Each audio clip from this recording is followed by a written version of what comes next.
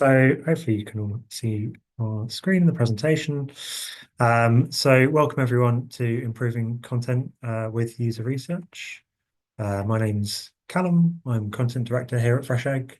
Tiny bit of background, I've worked in content for, I keep saying 10 plus years. It's probably, there's probably another point that I can reference now, but I don't want to because it makes me sound much older. But I've been doing this for a long time in a lot of different settings. And at Fresh Egg, I do content design, content strategy, mix of things across not-for-profit and commercial sector.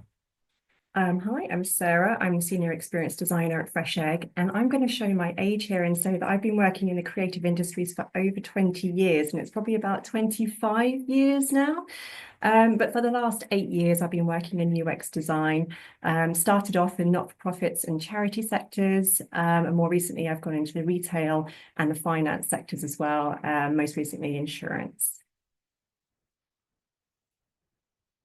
So what can you expect from today's webinar? This is not going to be a how to become a user researcher type session, but we are going to give you a few tips to help you out. So we're going to be showing you the best steps to get the best feedback. We're going to be showing you some tips for observing feedback and research, and then how to break down your feedback to identify the big issues and any of those little hidden gems as well. And then how to put all of those lovely insights into action, even with little bits of nuanced feedback. We're going to do our first poll now. So we're going to get you doing something. So how often do you currently undertake user research in your organization? So we're just going to bring up the poll now. Just give you a minute just to answer. So answers are never, sometimes, often, or all the time. Okay, quite varied at the moment. Quite a mix coming through. Okay, so majority of people have kind of landed in that sometimes category. So it's good to hear that everyone's doing hopefully at least a little bit. A few in the never category as well. So welcome to user research on that front. And some of you doing it often and more often than that as well. So a good mix of people. 16% all the time. 16% all the time, 52% sometimes. Yeah, interesting mix of people. Hopefully there's something here for everyone, I think. So when should you actually be doing user research? Well, the simple answer is that you can do user research at any point in your project. Here at Fresh Egg, we'll very often do a discovery phase, and that could be with a new client. It could be with an existing client. We might already have existing content that we can look into, or we might be literally starting from scratch. So the types of user testing or user research we might do at the beginning of a project will differ from the testing that we'll do later in a project. We'll go into those different types of user testing later. We'll then take our ideas into wireframes, low fidelity prototypes, and we'll user test those. And from there, we tend to iterate. We might do some more wireframes to test out a particular idea to see if we're actually making improvements. We tend to iterate as we go into high fidelity designs as well, and we tend to user test those as well. And then once we've gone into build and we've got something live, then we might propose a CRO program or conversion rate optimization program. Might do a bit of A/B testing on new ideas that we have. So yes, you can pretty much do it from concept through to it's already live, it's already out there in the world. And that really starts to bring us through to this point, which is starting to think about the research you need. And that really depends on where you are with your content, taking up a very kind of content lens on it. So there are sort of two broad categories of research. And if we think about them in relation to content, we have generative research, which is more sort of generating ideas. And if you need to know more sort of what content to create. So you might be looking more for broader things like what your users' needs actually are, some of their motivations, and their context of use for the content as well. If you've already got content and you kind of want to know whether it works or how well it's working for people, then you want to be doing more sort of evaluative research types. We'll talk about those in a second. And those really focus on how people use your content and whether it makes sense to them. You can and you will get things through, like some people's needs and motivations and things like that throughout evaluative research, like user testing. But really, if you're trying to find out those sorts of things, it's best to do something a bit more generative, a bit more open, because if people are focusing on a particular task, then they're not likely necessarily to reflect as broad on their experience. So we love this slide. We've been using it for years. So there are lots of user research methods. And as we're saying, the one you need is kind of the right one for you in the project and where you are. You can think about things like desk research, even as, that is a form of user research, doing a bit of looking online at existing data, existing studies and things like that. You have more generative research types like stakeholder interviews, user interviews, focus groups, and surveys and things like that. And then you have more of those evaluative types. So testing, heat map analysis, tree testing. Today we'll be kind of focusing a bit more on user testing and user interviews in terms of some of the examples that we talk to, but the principles that we talk about really apply to kind of all of these as well. So how do you actually make sure that you're getting the right feedback from your user testing sessions? So I would be very clear about your goals. Why are you actually there conducting this user testing? So you might have identified a particular problem area. You want to get a bit of clarification about why is it a problem. Be prepared to test each of your problem areas. Don't try to do too much in one go, otherwise you're going to get very diluted feedback. You might also have some ideas that you want to put in front of your users as well. And maybe you want to be preference testing 2-3 different ideas and getting your users' opinion on those. You might also want to be understanding why your users are doing something in particular. You might have identified something, maybe from looking at analytics or heat map analysis, wondering why people are missing a particular section. So user testing is a really great way of delving into the why. And you might just generally be looking for areas for improvement. So looking for little clues on areas to improve your website. And this kind of really reflects, I guess, the fact that getting to the final stage of kind of improving your content starts with the planning and starts at the very beginning of the process. So being around and involved in that and feeding in some of these considerations can help, even if you are working with a user research team, and they'll usually thank you for it as well, for being clear about what you're trying to find out. Next thing really is being clear on your audience. So who do you want to talk to? Who do you want to find out about? And how? What are the best ways to reach those people? So is user testing the best way to reach your particular audience? Are there different ways that might be better depending on their particular context? All of these are kind of considerations at this point in terms of the best way to conduct your research. And then you can think about things like where to recruit people from. So there are specialist agencies. You might go through your networks. You might reach out to friends and family on social media to try and get the right people. But getting the right people is the most important part. And getting enough of the right people is the most important part. So making sure that you have a good enough sample size to make any judgments from. Quite often when people are starting out with user research, they might not necessarily recruit enough people sometimes if the research budgets aren't there. So it's worth thinking about those sorts of things and the significance that you can draw, conclusions that you can draw from the number of participants that you actually get. Nielsen Norman Group, which is an online UX consultancy, has a kind of rule of thumb that around 5 people will cover sort of 85% of usability issues within a sort of user testing program.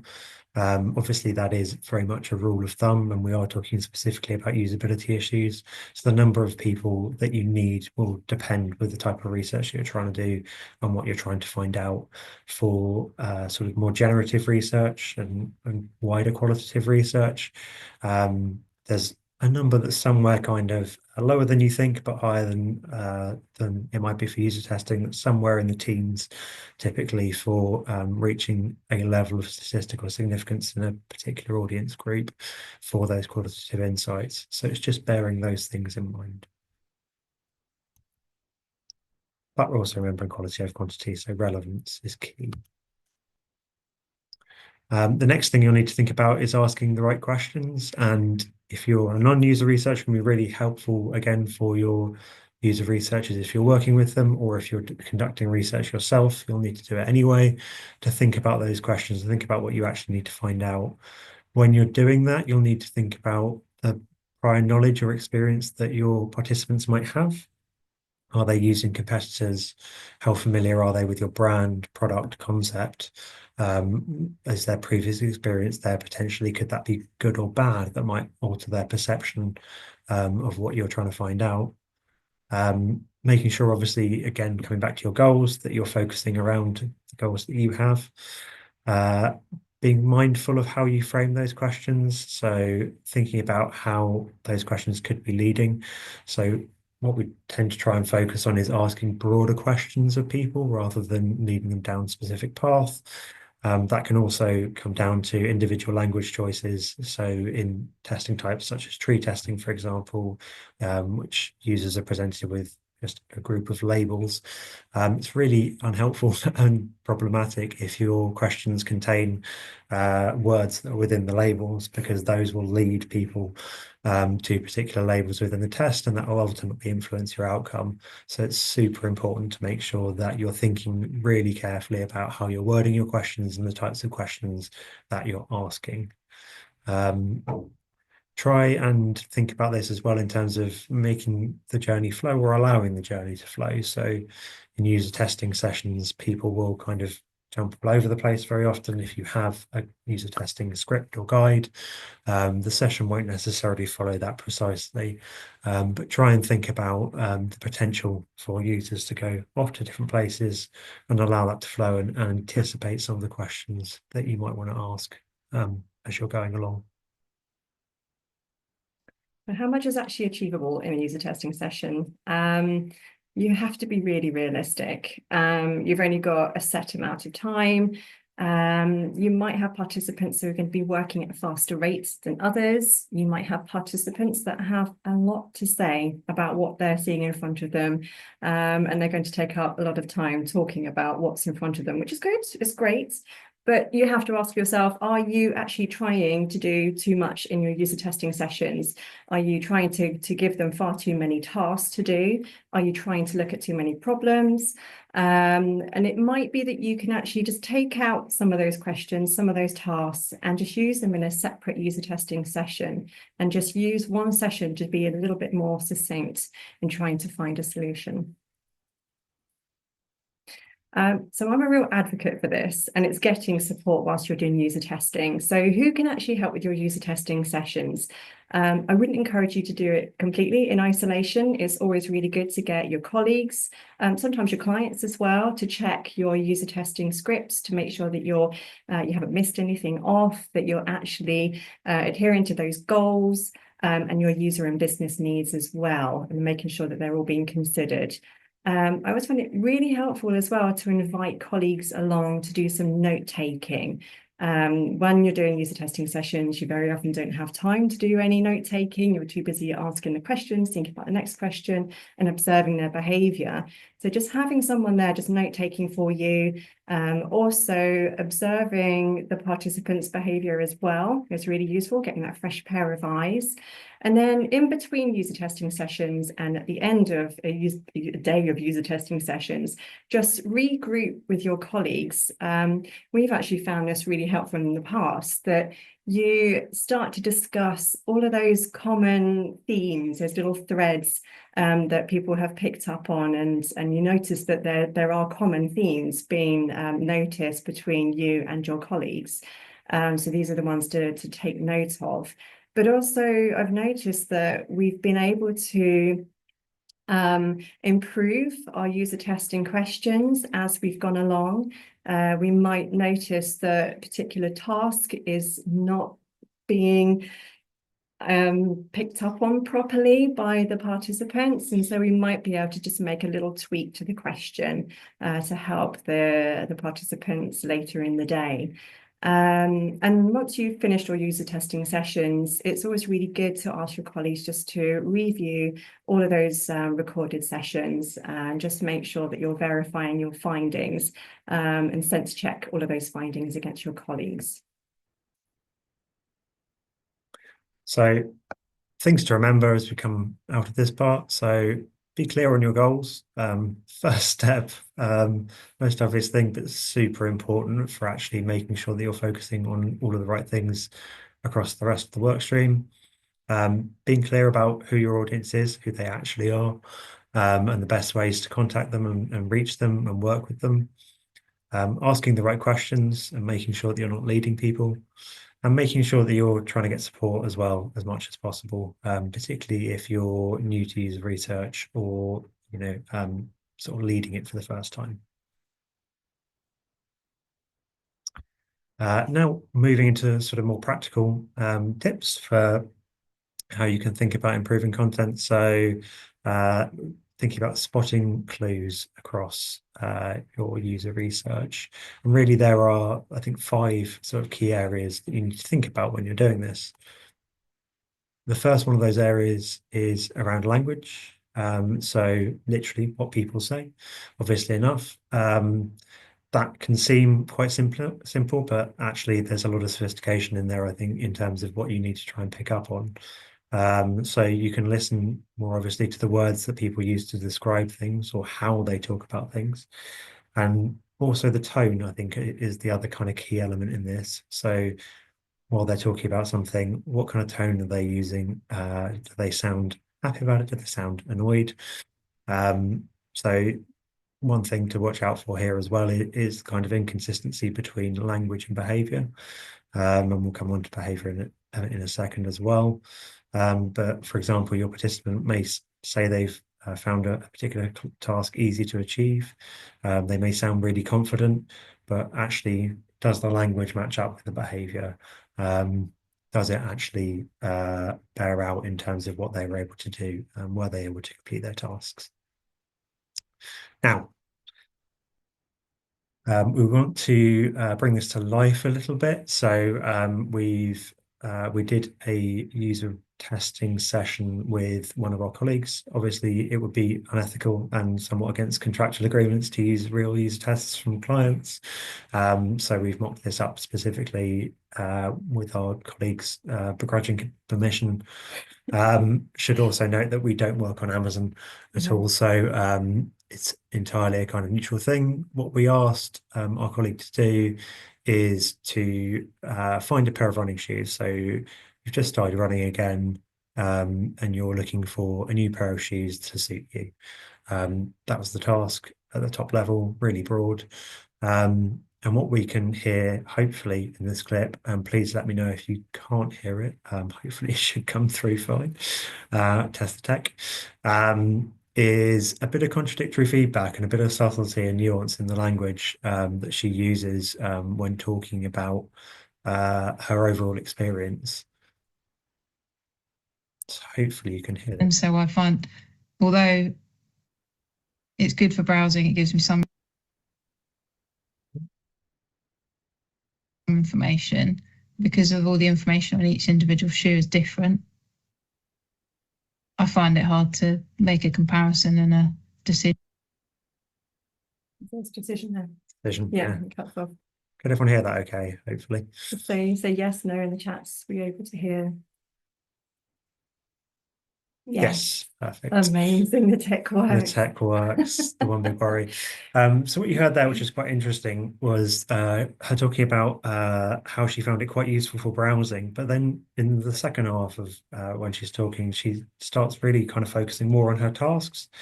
And what she actually reflects is it actually good for browsing? Well, no, there's just a lot of shoes. Ultimately, she couldn't actually complete her tasks as she was going through. She couldn't find the information that she needed. She couldn't narrow down to the areas that she needed. So there's an example of someone saying something and kind of meaning something else, and kind of leading both those areas with how they're describing it. It's quite a lot of negative language there, a lot of unsure languages, lots of I thinks. Yeah. Yeah, not particularly clear. So behaviors, what people do in a user testing session is incredibly important. So behaviors and sometimes someone's perception of a task can be completely contradictory. I've given a little example at the bottom there that people might say that they found a website that you're testing really clear and really easy to use, but they spent about 3 or 4 minutes scrolling up and down, scrolling up and down, trying to find what you've actually asked them to find as part of the task. So there are just a few things just to kind of be mindful of when you're looking at people's behaviours or observing people's behaviours. Watch how they get started with a task. Are they going into the task with confidence? Are they a bit nervous? Do they understand what they're actually meant to do? Or are they completely confused? And that might just be a little change to the way that you ask them to do the task, ask the question. And is what you're testing, is it familiar to them? Is it not? Have they used a website like yours before or an app like yours before? If they haven't, they might find it a little bit more difficult to get started, to orientate themselves and to navigate around a site like yours. And also observe what steps they're taking along the way whilst they're conducting a task. Do they go immediately to what you're asking them to do, or are they, like I say, scrolling up and down, trying to look at every piece of content, trying to find the answer? And if they're, sorry, Callum, I think you were about to say something then, weren't you? No, I was going to say, obviously, we're talking a little bit about user testing in this context, but these also apply to other types of research as well. So when we think about behaviors, we think about how they get started. That's both within a task, but also how do people get started on their wider journey? What steps might they take on their wider journey? Those sorts of things are things you should be looking out for in user interviews, in focus groups, in other types of research as well. That's a really good point. So where do your participants go for help? So they might have hit a stumbling block whilst they're conducting a task. How would they go to seek help? Where are they actually going for the information that they need? Is it really obvious on your website or the page that you're testing that the help is actually there for them? And one thing I'd like you to do whilst you're observing is just keep an eye out for little comments that you might hear. Say as that person scrolling up and down the page, you might hear, that's interesting, or, oh, okay, and just delve into those a little bit more. Ask, how are they feeling? What are they experiencing?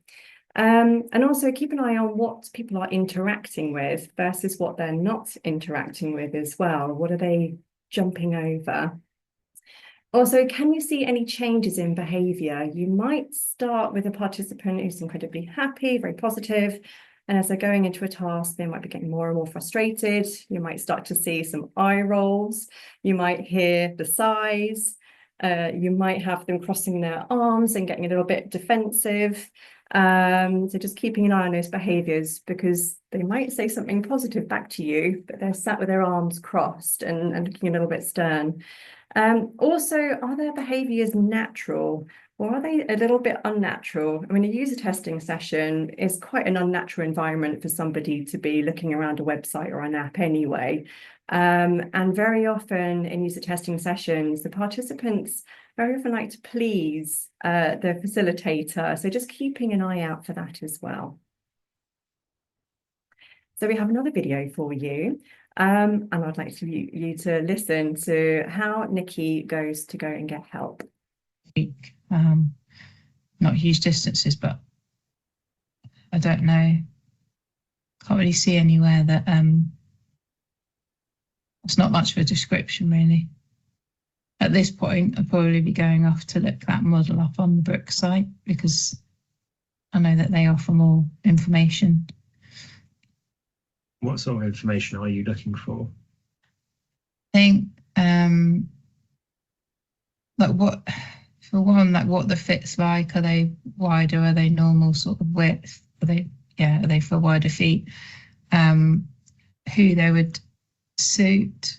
How much running you're doing, what distances. So Nikki's saying there that she can't actually find the information that she needs to make a purchase on the Amazon site. and she would actually go off to the Brooks running shoe website to actually find the information that she needs. So that's where she would go to get help. That is her next step before she'd actually go and make a purchase. But this kind of behavior could indicate that something a bit wider about the patterns of behavior. Would it be natural for them to go to Amazon first? Or is this a second step? Could they have gone to the Brooks website first to do their research and then gone to Amazon to actually purchase the shoe, maybe at a slightly lower price? Who knows? But also, did you notice that Nikki, as she was reading the information, she was starting to get a bit frustrated that it wasn't actually fulfilling her needs, and she actually sized 3 times in that small clip. So potentially a sign of frustration for her there. I think it's worth saying while we're on behavior as well, and it's relevant to that clip, but people are very bad at predicting their future behavior. And it's a bit of a meme in kind of user research. If you're not, if you don't spend a lot of time doing user research at the moment, it's much better to ask people about their current behavior, or for example, so their previous behavior. Those are much more likely to track to what they would do. Not necessarily so blunt as that, but it's much more likely to track to what they would do than asking them to kind of predict what they might do based on a particular scenario. So what tools do people use whilst they're doing user research? It's always good to delve into what device they prefer to use. It's always good for your user to feel comfortable with the device. So ask up front what they would like to use, whether it's their phone, their tablet, the desktop computer. Obviously, you don't want to have 10 participants using a desktop computer when you really want to get some insights with mobile. So just keep that in mind. They might also want to just go and get a piece of paper and a pen, be a bit old school and write down those tasks. You might be dealing with slightly more vulnerable participants who can't retain lots of information. So just jotting down the tasks that you're asking them to do, it'd be really, really helpful for them. And that leads me on to assistive technologies. It's always good to find out if your participants would like to use a particular assistive technology, or if they might want to make adjustments to their browser as well to help them with reading, for example. Can your test actually handle that? So find that out up front and see if your test can actually work with assistive technologies. And I would be recommending that you do try to build in testing with assistive technologies, like screen readers, for example, into your user testing, because it's a really, really great way of testing whether your site is accessible to many users. And now going into what tools do you need to use? So what is actually going to help you whilst you're doing your user testing sessions or whilst you're observing user testing? How do you write notes down best? I use a paper and pen. Just going to admit that right now. And do you want to use transcripts as well? So you might have recorded your user testing sessions. You might use transcripts afterwards just to kind of help you pick up those key moments and those particular quotes. But I would advise you to double check your transcripts against your audio. I've seen far too many times where the context is a little bit lost because perhaps this transcript hasn't picked up the correct order of someone speaking. I've noticed when people speak over each other, it can't determine who's speaking first. So if you're just looking for the question and then the answer, I've noticed sometimes the answer goes above the question in a transcript. So just be very, very mindful of that. And also transcripts are not 100% accurate. They will change words. So just double check. Also, sentiment analysis is always quite handy as well, just to kind of look out for those key moments of positive and negative language. Again, check it against what you're actually seeing and experiencing during those user testing sessions. I know we're going to get a question about AI tools. Feel free to use AI tools to help you write questions. You can analyze your transcripts using AI tools. You can recognize patterns in user behavior with AI tools as well. They can help you to group key findings from a spreadsheet. But again, just be mindful of using them and make sure you're doing your manual checking as well and not just relying 100% on AI tools. Yeah. because we'll talk about We that a will. little bit more as well in finding patterns. So next thing to think about is the expressions. So what people show you, and also what you show yourself. So facial expressions, whether people are frowning, whether people are smiling. These can also mean contradictory things. People do quite interesting things with their faces when they're uncomfortable or when they're irritated. There are certain politeness principles at play, which we'll see in a second.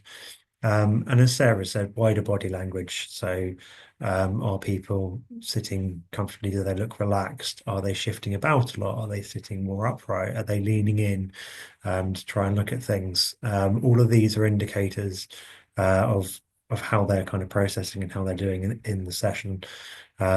So we've got the example down there. They might be frowning during a particular task. They might later say that was clear and understandable. So if they were frowning and looking like they're trying really hard to make sense of it, maybe leaning in, and then say it was clear and understandable. Do we necessarily think that that's entirely accurate, or is there something else that we might want to look at there? This is quite a fun example, I think, with Nikki. So I think this is a good example of a few things. There's tone versus the words she uses. She uses words like interesting, but the tone tells a different story. We then get some quite irritated language, but with a smile. And smiles are a fun one to look out for because there is that kind of politeness principle in user research in particular. So people often smile when they're uncomfortable, actually, or a little bit irritated. So something to watch out for. And also they're quite old now, so I think I'll probably just be looking for what the latest ones are.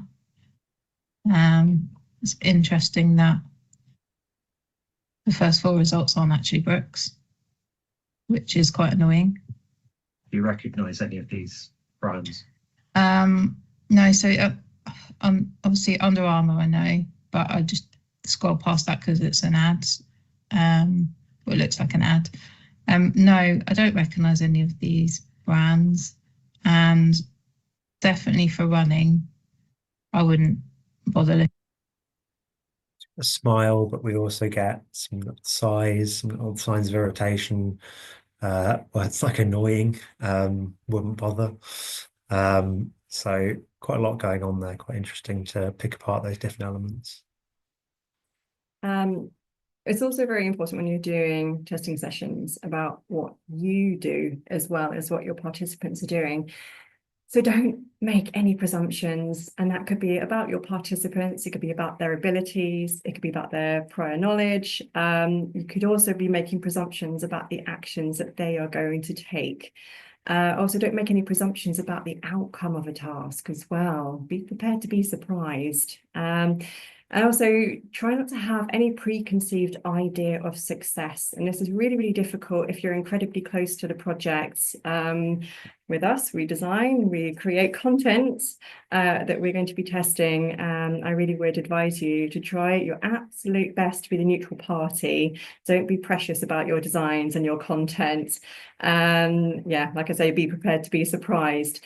If you're going into a testing session with a preconceived idea of success, you could also be skewing your questions, the questions that are asked. Just remember that your wonderful, good idea that you're testing might actually turn out to be the source of frustration for your users as well. Also remember that your team and you are not necessarily going to be the target audience. You're testing your target audience. So your great idea might not be the right idea. And also it's best to look out for confirmation bias as well. This might be you doing user testing sessions, it might be your facilitator. So just looking out for too many nods. Confirming if a task is successful. Your facilitator might be saying a lot of okay, great, wonderful, or ooh, okay. So just be mindful of what your facilitator is actually doing or what you are doing whilst you're doing user testing sessions, and try not to lead your users too much into an idea of success or failure. Be really mindful of this as you're going back over things and trying to pick out your themes and things that you're going to work on as to which bits are more bias in them. So it's easy to give opinions and to lead the user in testing and in user research more broadly. Just see if you can spot what's wrong with this clip.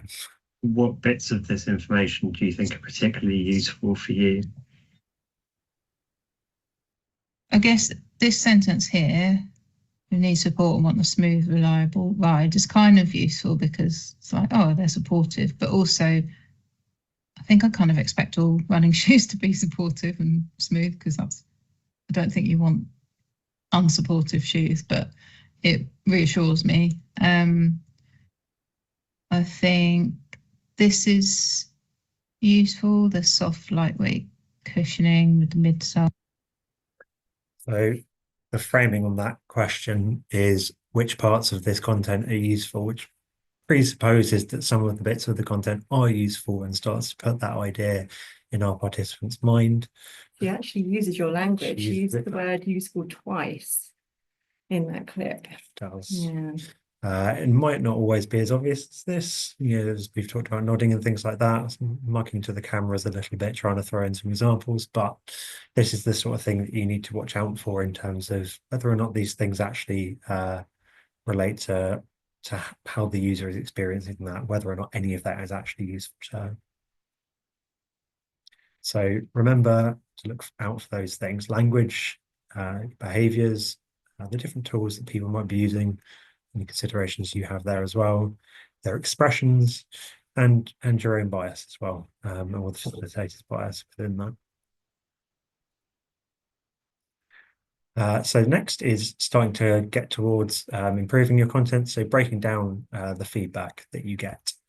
So the first thing to say is that pulling out themes and important points from hours of inputs can be really, really hard.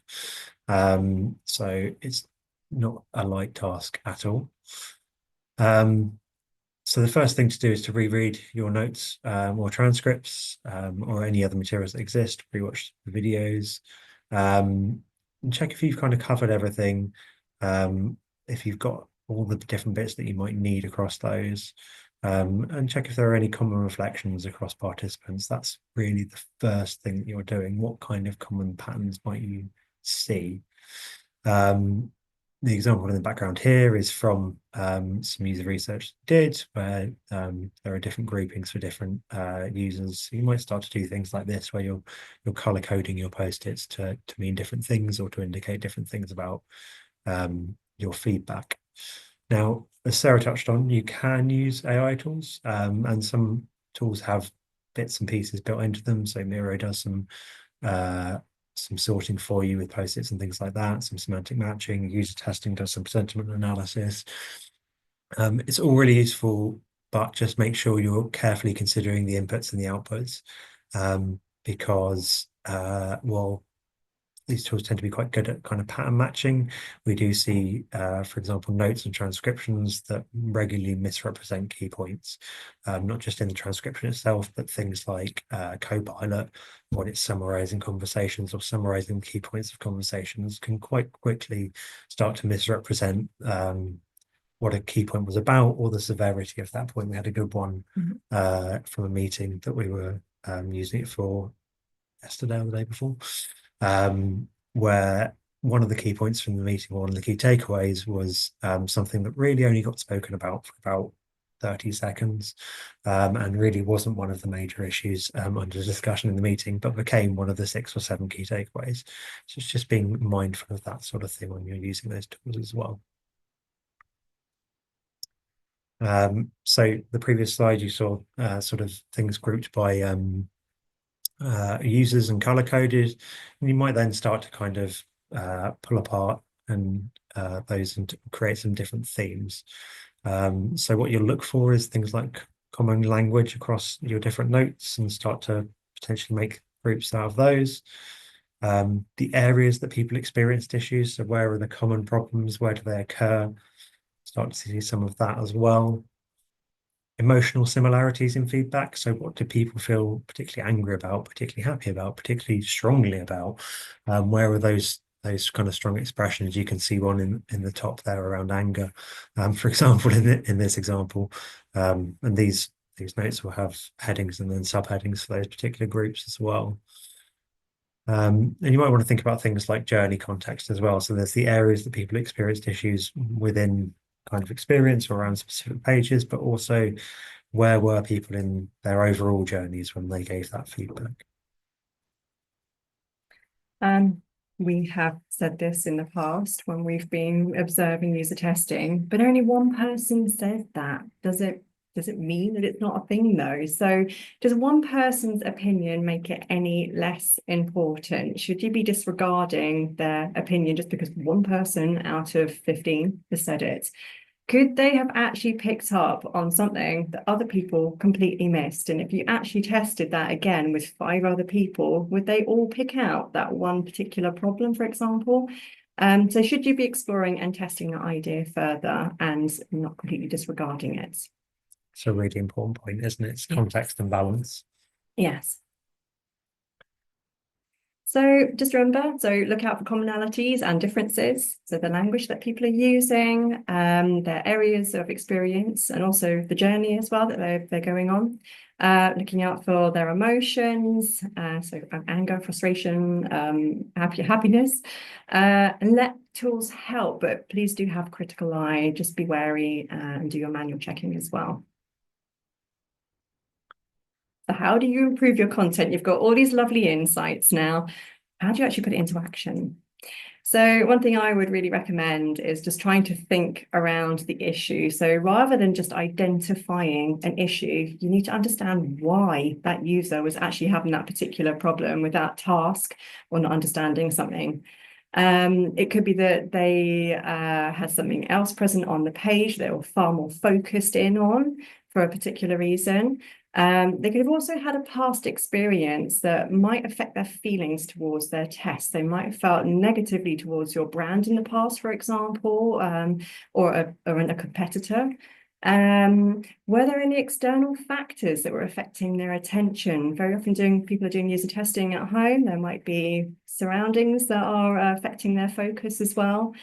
And also you need to ask yourself, were your questions actually clear enough? Could you have asked the question in a better way to have got a better outcome? So we have another video here. I'd like you to listen to it and just think about, what is she actually saying here? Tells you what they actually do, whether they're lightweight or bulkier. Yeah, it's a bit more like what I'd be looking for. I think it's a bit less like specifically what I wanted, which is like a bit more the type of runner you are and what your goals are and what you're aiming to do in them. But it helps because it's telling you a bit more about the actual shoe. So what is she actually saying? So she's saying that the content is more like what she'd be looking for, but then she's also describing quite concise information that she's looking for in this particular area of information at the top of the page. So is that text actually doing a good enough job for her to actually make an informed decision about buying that particular trainer? So she seems really engaged in that text at the top and its placement. But are the specifics actually wrong? Could you be improving that? So just remember this point, because we're going to show you how we might improve this section and address the problems that Nikki is experiencing on this particular page. So another thing you can do, and it relates to that wider point around thinking around it as well, is using analytics to contextualize what you've learned. So you might use analytics at the start of the process with user research to think about the different areas that you might want to look at, very sort of quant for questions and qual for answers. But the data can also help you sort of uncover where actually some of those bigger issues are and help you prioritize some of those issues. It can also help you with buy-in as well, for example. So some stakeholders are much more led by numbers. We've all been in those conversations where we've talked about the importance of making a particular change for the benefit of the user, and then been asked, well, what's the actual impact of that? How many users? What does that actually mean for us in terms of those numbers? So You can think about this with things like different content requests. So are there videos on the site currently? Do users actually need those? Are they interacting with those? Is something that might come up in testing and feedback, for example. So some useful metrics at a couple of different levels. So at page level, you can look at things like element visibility. So you can actually fire tags in GA4 to see whether things are visible within the viewport or become visible within the viewport during a particular session. So are people seeing it? And there are also other proxies for this as well around sort of events and things like that within GA4. There's things like aggro scrolling, so people scrolling up and down a lot. So if you saw your users doing that within testing, actually, do you have data to back that up on a broader level with even more users to really highlight that issue? You can look at things like rage clicks, which we've all done when a page has been slow loading or moving around or clicking around on the page and getting quite annoyed at it. So some tools like Hotjar, Clarity, Content Square pick up on some of those things. You can look at your on-page surveys. So actually, how useful have people found the content? This is a really underused mechanism I find across the web. Some organizations do this and do it well, but just having simple on-page surveys that ask people, have they found this information useful? Yes, no, maybe, somewhat. And you can also look at things like struggle score, which give kind of an indication of people's overall ability to kind of use the content. You can look at journey level as well. So you can look at broader things like people pogoing back and forth between pages. You can look at page progression. So do people proceed down the path that you particularly want them to, thinking about our conversion funnels and things like that. We can look at exit behavior. So are people commonly exiting from some of the areas where people got frustrated within our user research, or where people have indicated that there might be information missing? We can look at returning user behavior and see what people are doing when they come back to the site, what other information might be they be looking for. And we can segment our users in a more advanced sense to look at particular user behaviors. So, for example, users of a certain tranche of content on the site, what do those users then do with the rest of the product content versus a different segment of users? That can help us narrow down certain characteristics within our audiences as well. So looking for consistency in your feedback as well. So can you look back over previous research on top of all those analytics that Callum was just talking about? Does this new feedback that you're getting, does it align with any particular learnings that you've had previously? Does it align with your user needs, and does it align with your business goals as well? Go back to some of those patterns again. Yeah.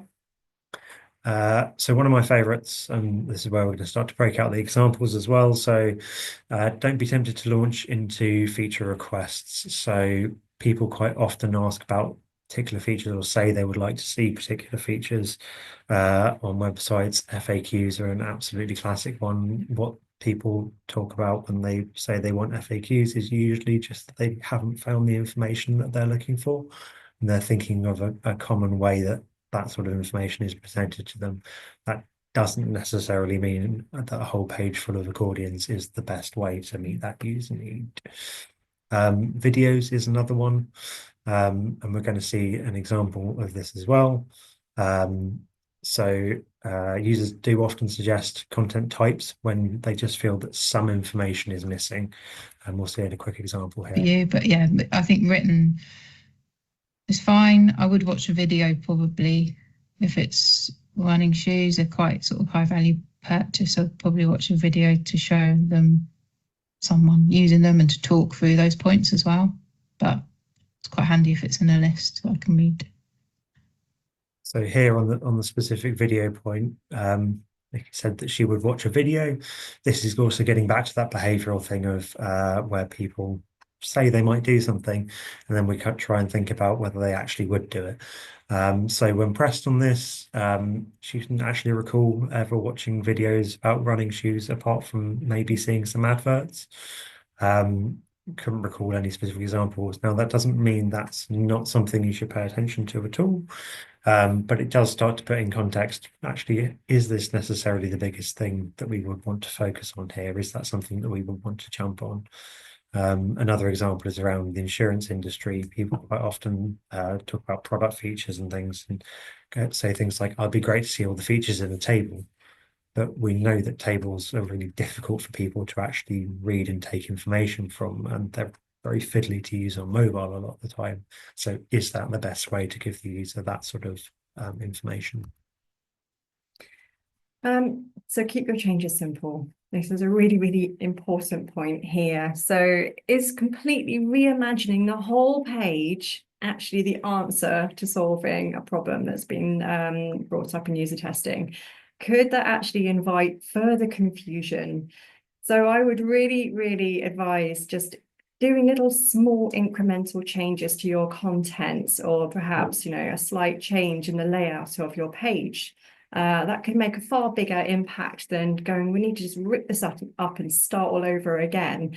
I'd also advise, try not to solve every problem at once. Try to break down that feedback into smaller actions and then retest those in isolation. And when you start doing those incremental changes, you'll start to be able to measure that impact, either through user testing, through analytics, and user interviews. And just be prepared just to keep making little tiny changes. Don't do everything all at once.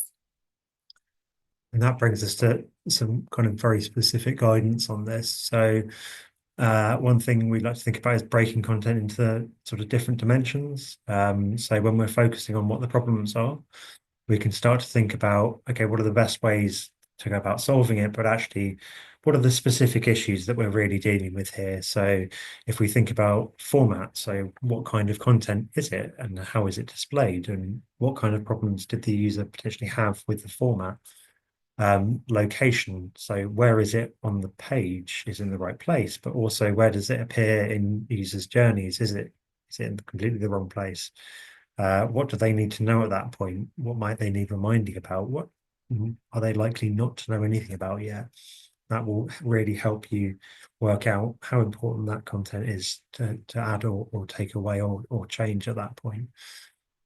The purpose itself, so what the content's for, how important is it that that content is there? How important is it for not just the user's needs, but your business goals as well, in terms of getting people to convert or what have you. And then there's things like style as well. So what's the appropriate framing, voice and tone for that content? And if you can break those things out, you can start to understand where those problems actually might be. So a user might have a problem with the style of the content.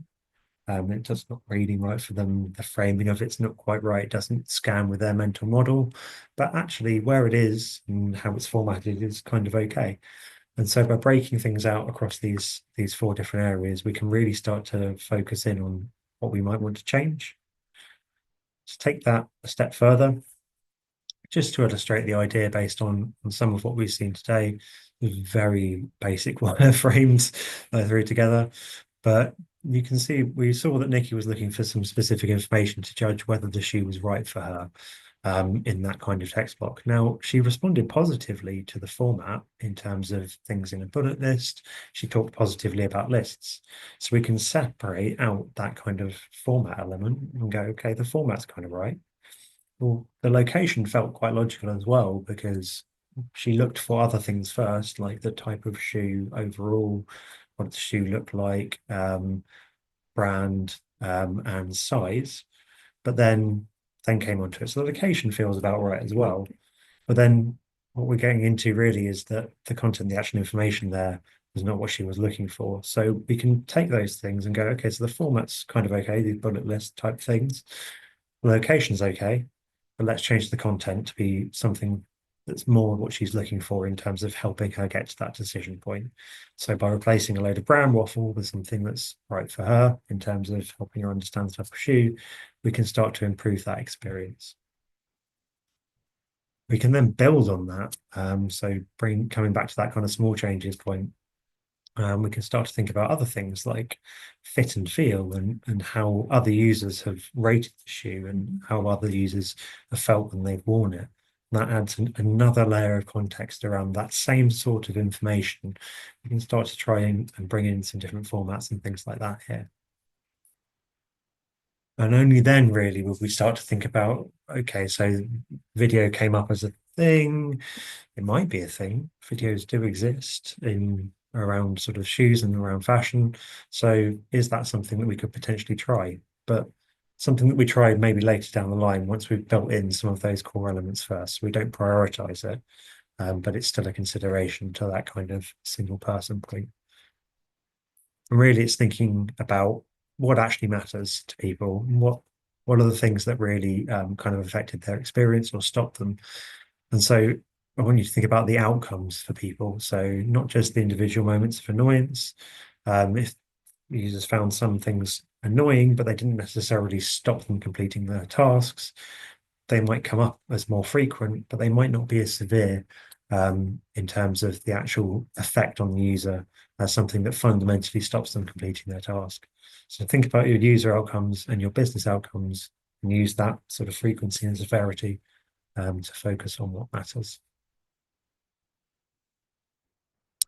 And just, I guess, a final point is around being prepared to test and iterate, as Sarah said, and just keep trying things and trying and making sure that you come back to your users as well. So A/B testing obviously is a way to iterate, but making sure that you come back to your users and show them things again to keep the process going. We're almost there. Almost there. So in summary, so research, always research. So you can research whenever you want, and making sure that you match that type of research to what you need to understand. Get the right feedback. So again, be clear on your goals, be clear on your audience, and who are your audience. Asking the right questions, and also getting support as well for you. Look out for those clues when you're looking at feedback or research or testing. So language, behaviors, tools, expressions, and your bias and the user's bias as well. Breaking down feedback, so looking out for those commonalities and the differences as well. So be mindful of the language that people use, the areas of experience and the journey that they're taking, their emotions as well, and also letting tools help you, but just be a little bit wary, have a critical eye. And when you're improving your content, so think around the issue, use those analytics for context, look for consistency in the feedback. Don't jump into those feature requests. When you're doing it, keep it simple and just test, iterate, do more research, build on it as you go. We're there. We finished. Thank you very much, everybody. Thank you for sticking with us. Yes, we've gone just over the hour. Yes, time for questions, or we're quite happy to take your questions and we can always get back to you if you need to drop off. Feel free to pop your questions in the chat and we'll stay here for a few more minutes and see if any questions come in.